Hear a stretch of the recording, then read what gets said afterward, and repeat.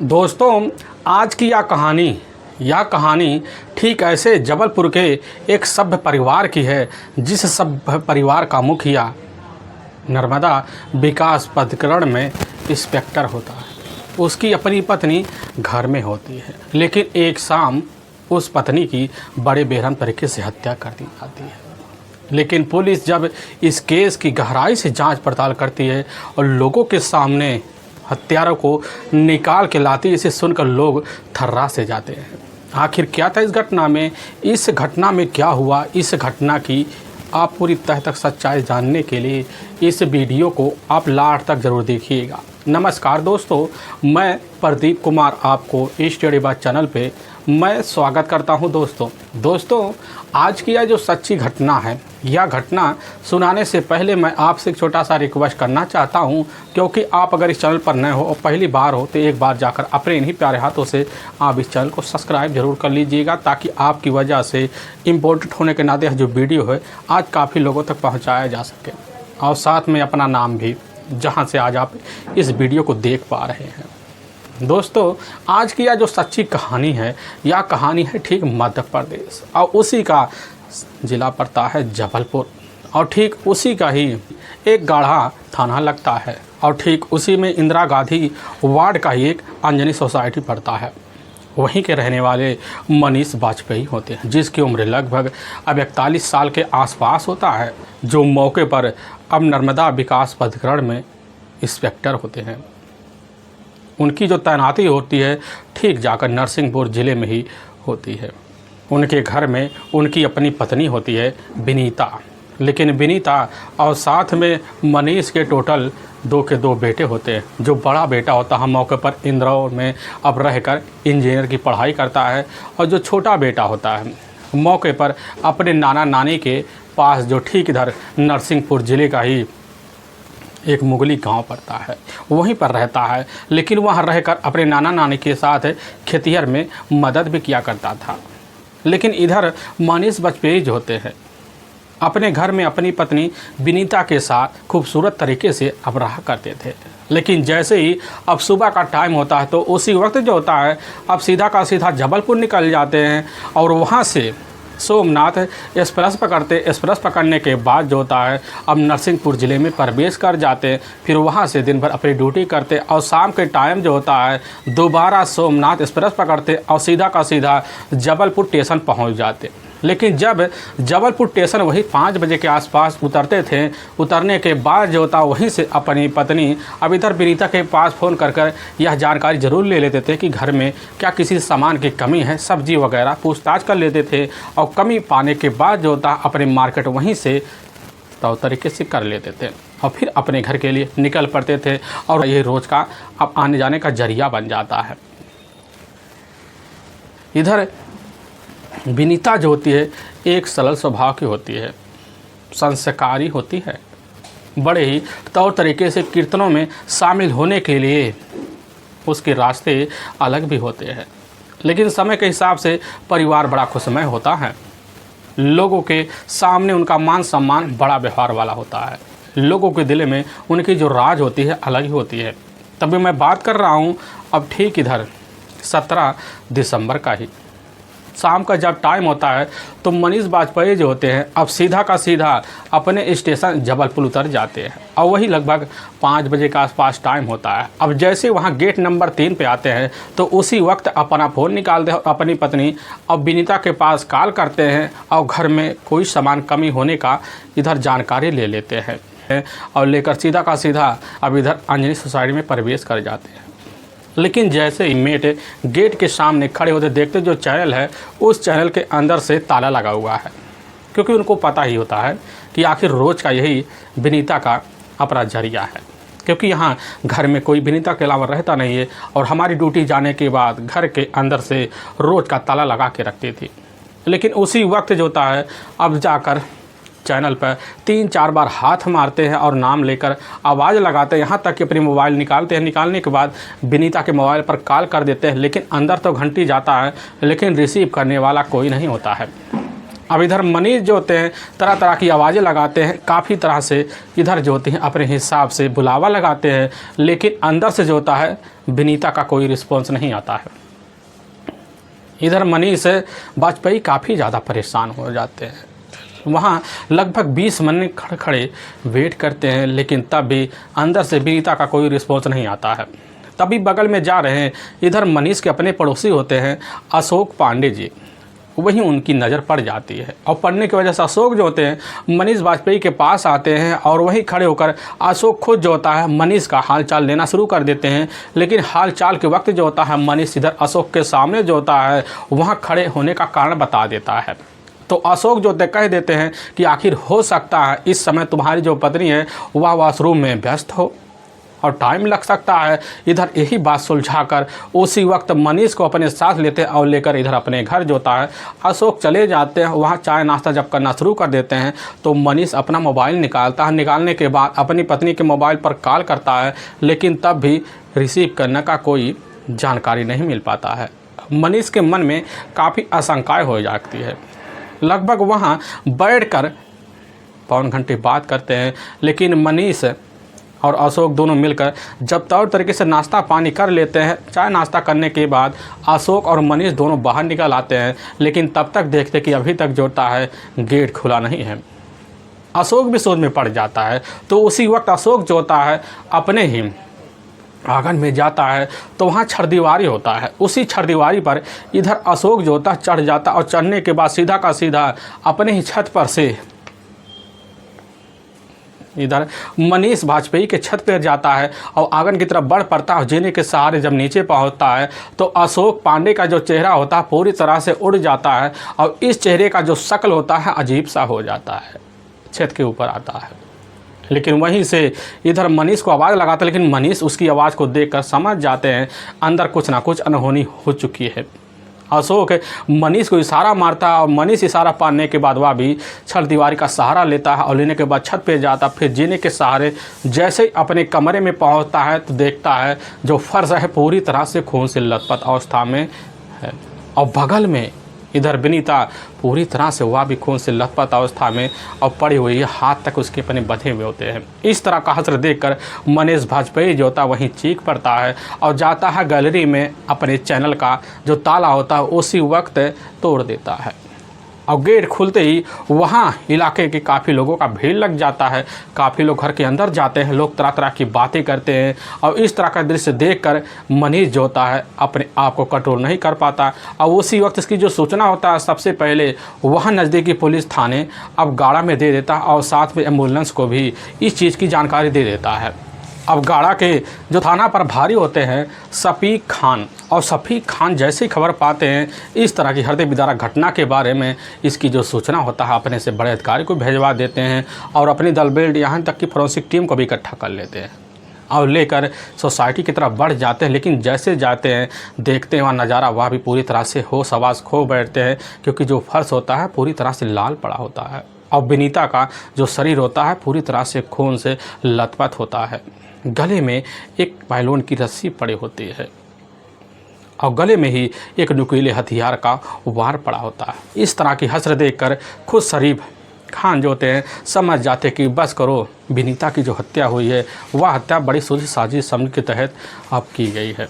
Police की जो team होती है घटनास्थल का तौर तरीके से निरीक्षण करती है और जब निरीक्षण करती है तो वहाँ पर खड़े मनीष वाजपेयी से पूछताछ करती है और जब मनीष वाजपेयी से पूछताछ किया जाता है तो मनीष वाजपेयी जो होता है पुलिस के सामने यही कहने लग जाता है कि साहब इस घर में हम और हमारी पत्नी के अलावा कोई तीसरा रहता नहीं है, क्योंकि हमारे जो बेटे हैं वह मौके पर बाहर ही रहते हैं और हमारा जो होता है अब रोज़ का नरसिंहपुर ज़िले में आना जाना होता है। सुबह के टाइम जाते हैं जबलपुर से ट्रेन पकड़ते हैं और पकड़ने के बाद शाम के टाइम 5 बजे के आसपास जबलपुर स्टेशन पर उतर जाते हैं। लेकिन साहब हुआ यूँ ही था, आज शाम के टाइम 5 बजे के वक्त होता है तो उसी वक्त अपनी पत्नी के पास कॉल करते हैं और घर में सामान की कमी की जानकारी लेते हैं और साहब लेने के बाद 25 मिनट के अंदर जो होता है अपने कमरे पर पहुंच आते हैं। लेकिन साहब फ़ोन मिलाते तब तक बंद निकलता है। अब थाना पर भारी, अब इधर शफीक खान जो होते हैं समझ जाते कि बस करो, जो हत्या हुई है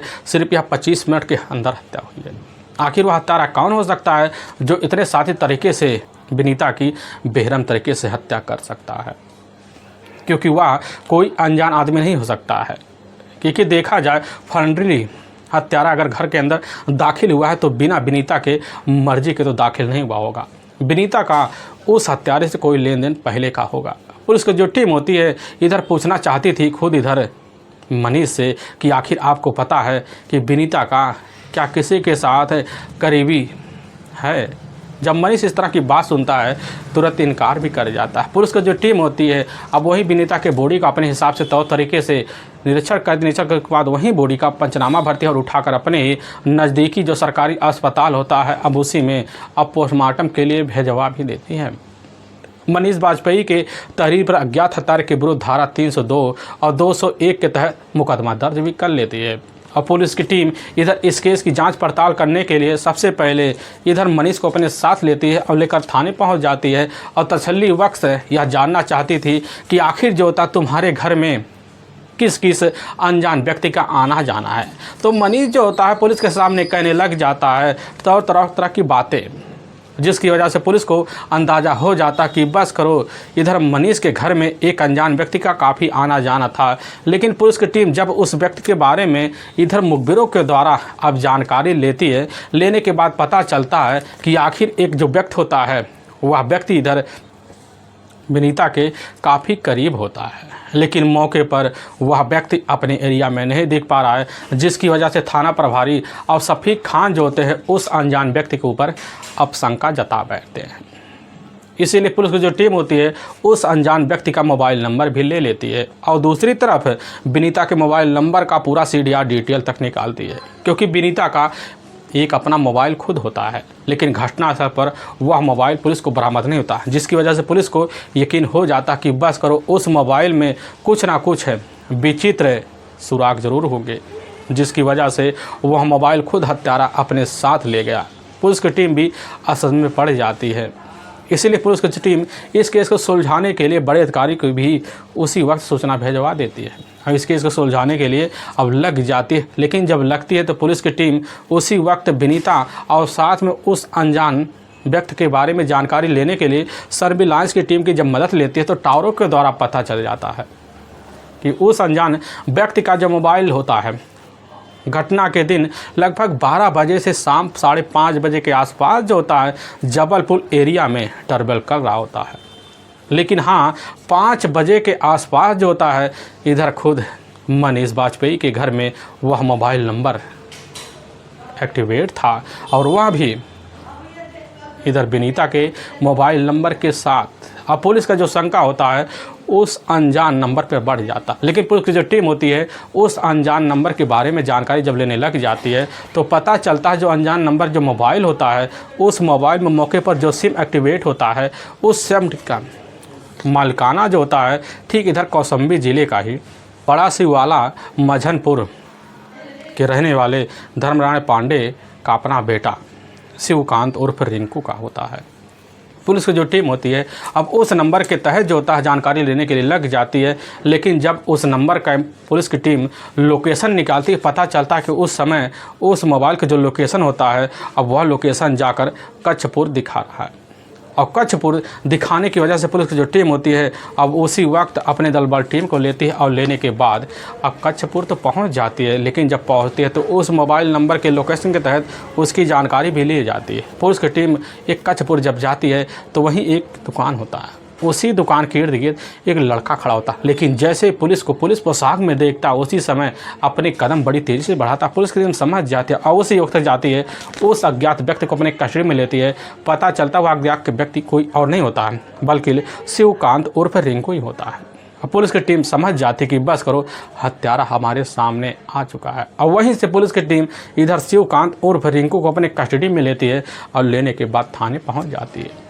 और जब पहुंचती है तो इधर शिवकांत से जब इधर जाकर सीधा का सीधा विनीता के हत्या के बारे में पूछताछ किया जाता है तो पहले तो 3-4 बार इधर उसकी बात करता है, लेकिन पुलिस की टीम जो होती है जब विनीता के सोसाइटी के निकाल कर CCTV फुटेज जो होता है अब जाकर शिवकांत के सामने रखती है और साथ में विनीता के मोबाइल नंबर का CDR डिटेल और लास्ट लोकेशन जब निकाल कर इधर शिवकांत के सामने पूरी तरह से आ जाता है तो शिवकांत पुलिस के सामने पूरी तरह से टूट जाता है, क्योंकि साफ साफ इधर जाकर अंजनी सोसाइटी का जो सीसीटीवी फुटेज होते हैं उस सीसीटीवी फुटेज में साफ दिखाई दे रहा था कि दोपहर के 12 बजे के आसपास जो होता है शिवकांत सोसाइटी में घुसता और शाम को 5:30 बजे के आसपास बाहर भी निकल जाता है। और यही सबूत जो होता है शिवकांत उर्फ रिंकू की एक सबसे बड़ा सुराग बन जाता है, जिसकी वजह से पुलिस के सामने बिना टाइम गंवाए अब रिंकू टूट जाता है।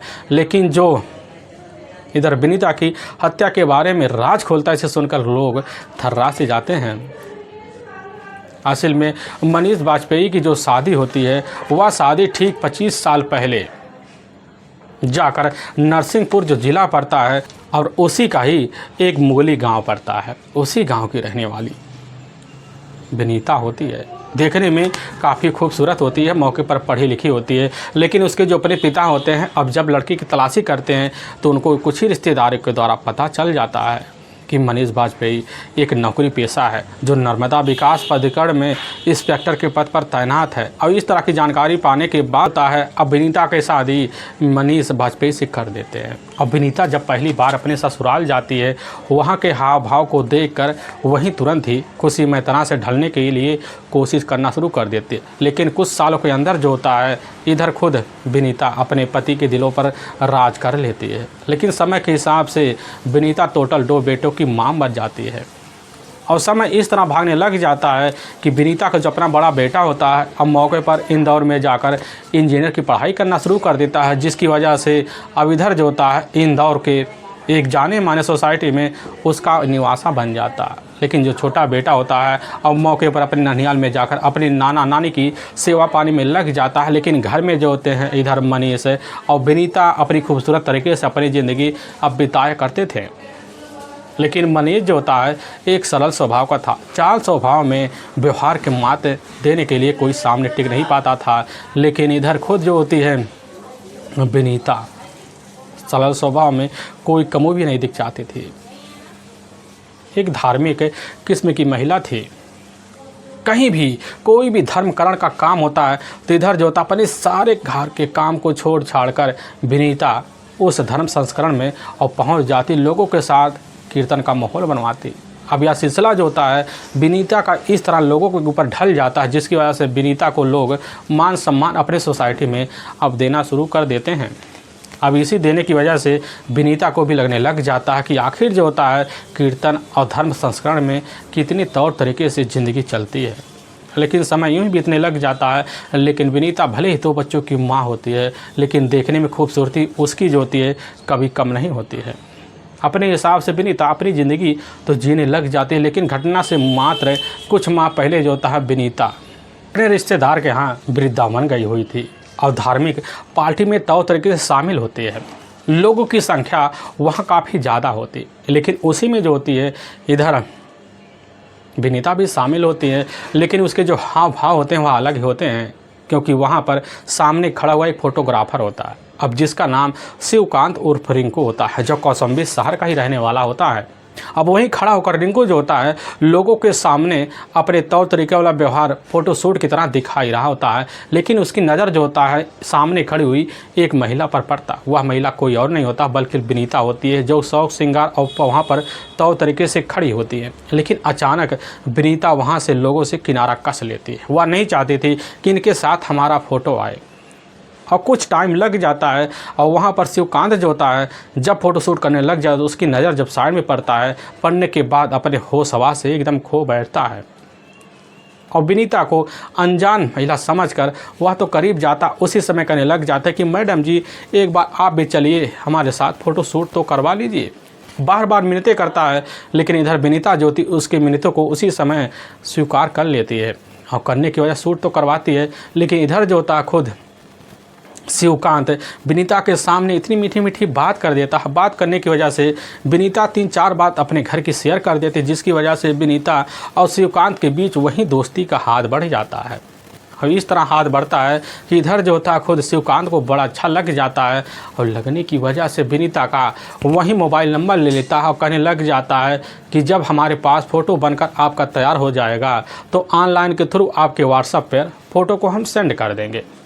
अब विनीता यह बात सुनकर अपने काम में मस्त हो जाती है, लेकिन जब पार्टी ख़त्म होता है तो विनीता अपने घर भी चली आती है। लेकिन दूसरी तरफ इधर शिवकांत अपने घर जाता ज़रूर है, लेकिन पूरी रात जो होता है खूबसूरत चेहरा देखकर पूरी तरह से पागल सा हो जाता है। 2 दिन का जब वक्त बीतता है, बीतने के बाद जो होता है फ़ोटो उसी वक्त सारी निकालता है और निकालने के बाद व्हाट्सएप पे एकाएक इधर विनीता के सेंड कर देता है। और विनीता व्हाट्सएप अपने फ़ोटो को देखती है, तो तरीके से देखती है और देखकर बड़ी खुश हो जाती है। लेकिन दूसरी तरफ से इधर शिवकांत जो होता है फ़ोटो शूट कराने की मिनटों को उसी समय प्यार में तब्दील करने के लिए कोशिश भी करता है।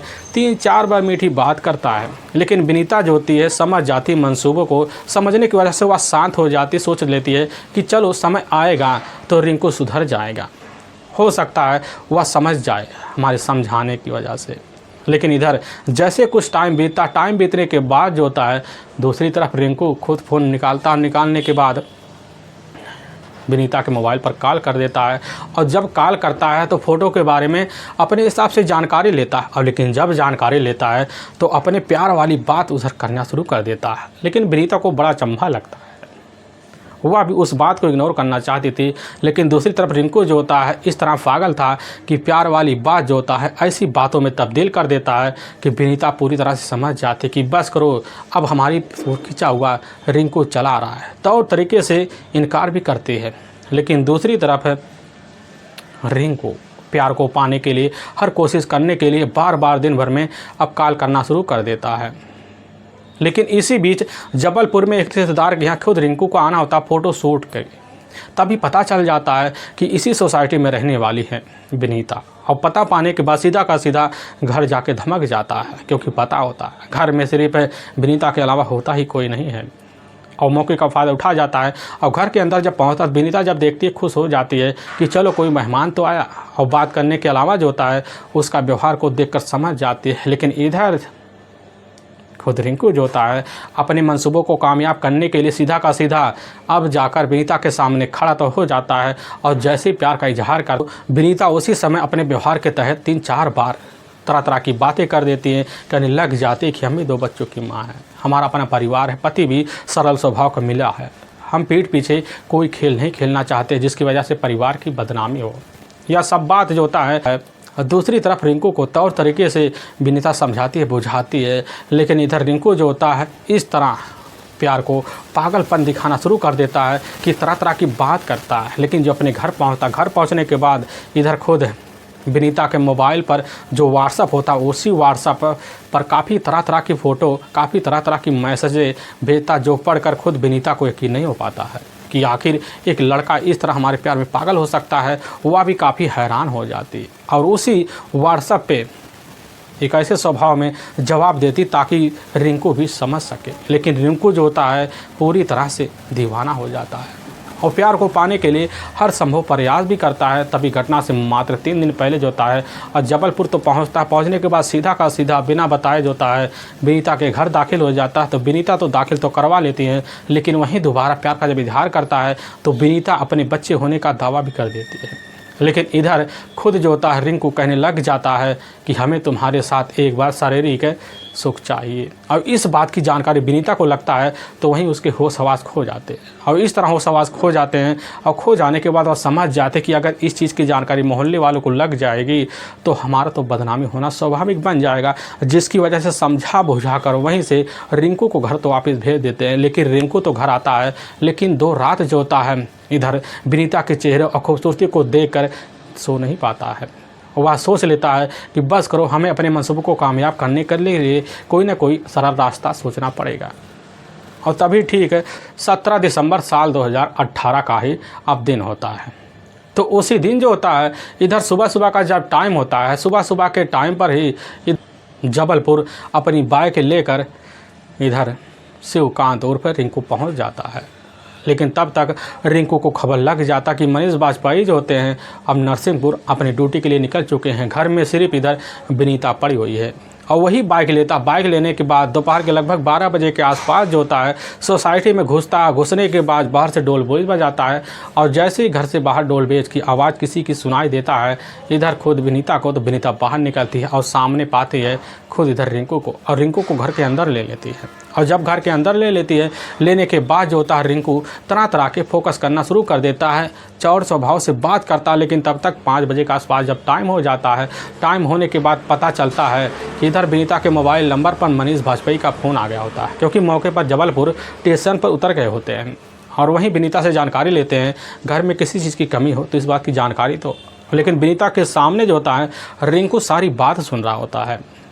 लेकिन रिंकू जब सुनता है कि बात कर रही, वह समझ जाता कहीं इस चीज़ की शिकायत है, आज पति को न लग जाए।